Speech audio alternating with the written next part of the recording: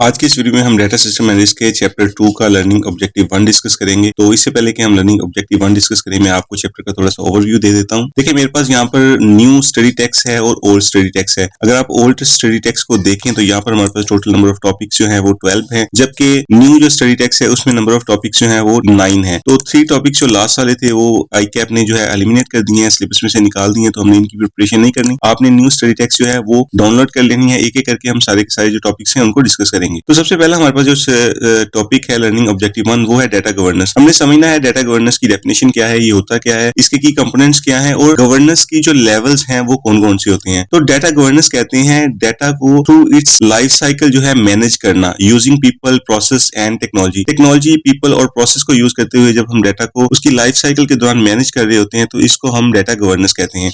इसके की component discuss कर लेते हैं। इसके टोटल नंबर ऑफ 7 की कंपोनेंट्स हैं। सबसे पहले हमारे पास है ownership and stewardship. Ownership data की रिस्पॉन्सिबिलिटी डिफाइन करनी होती है कि डाटा को ऑनर कौन होगा, वो जो सेट करेगा रूल्स को। और स्टीवर्डशिप वो पर्सन होता है जो डाटा की एक्यूरेसी को इंश्योर कर रहा होता है। पॉलिसी एंड प्रोसीजर्स की बात करें तो इसमें हमने डिफाइन करना होता है, वो रूल्स डिफाइन करने होते हैं कि डाटा एक्सेस कौन करेगा, यूज कैसे किया जाएगा, शेयर कैसे किया जाएगा, इसको डिलीट करना होगा तो इसका अप्रूवल प्रोसेस क्या होगा। डाटा क्वालिटी मैनेजमेंट में इसकी एक्यूरेसी, कंसिस्टेंसी और कंप्लीटनेस देखी जाती है। सिक्योरिटी कंट्रोल की बात करें तो हमने देखना होता है कि हमारा जो डाटा है अगर उसको हमने सर्वर्स में जो है इसको सेव करके रखा हुआ है तो उसकी फिजिकल कंट्रोल्स क्या होंगे। हमने CCTV कैमरास लगाने हैं, हमने सिक्योरिटी पर्सन जो है उनको असाइन करनी है जो कि कोई भी पर्सन जो है अनऑथराइज्ड पर्सन जो है वो एक्सेस ना कर सके सर्वर्स को। इसी तरह हमने फायरवॉल्स इंस्टॉल करनी होती है। टेक्निकल लेवल पर देखें तो हमने फायरवॉल्स को इंस्टॉल करना होता है, हमने सॉफ्टवेयर को इंस्टॉल करना होता है ताकि कोई भी अनऑथराइज्ड पर्सन जो है वो थ्रू इंटरनेट जो है उसको एक्सेस ना कर पाए। इसी तरह अगर हम कंप्लायंस एंड रिस्क की बात करें तो हमने ये इंश्योर करना होता है कि हमने अपने डाटा से रिलेटेड जो है कौन कौन सी कंप्लायंस एंड रिस्क की जो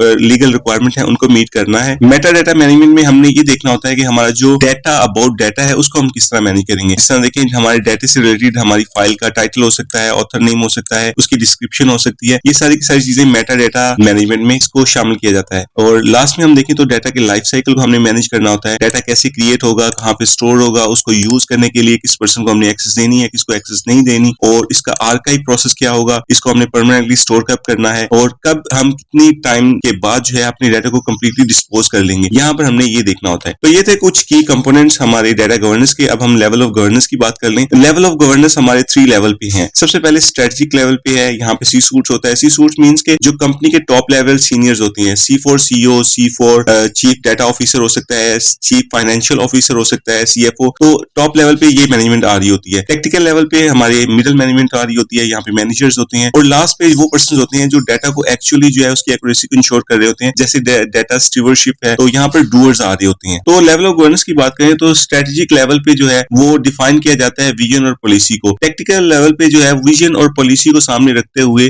SOPs बनाई जाती हैं और उनको इंप्लीमेंट करवाया जाता है। और ऑपरेशन लेवल पे वो पर्सन होता है जो एक्चुअल एक्टिविटी को मॉनिटर करता है, एक्चुअल एक्टिविटी परफॉर्म करता है ताकि डाटा की जो एक्यूरेसी है उसको इंश्योर किया जा सके। तो लर्निंग ऑब्जेक्टिव 1 में आपने डेफिनेशन को रीड कर लेना है, इसको क्रैम कर लेना है, इसके की कंपोनेंट आपने याद रखनी है और लेवल ऑफ गवर्नेंस पे आपने अपनी ग्रिप करनी है।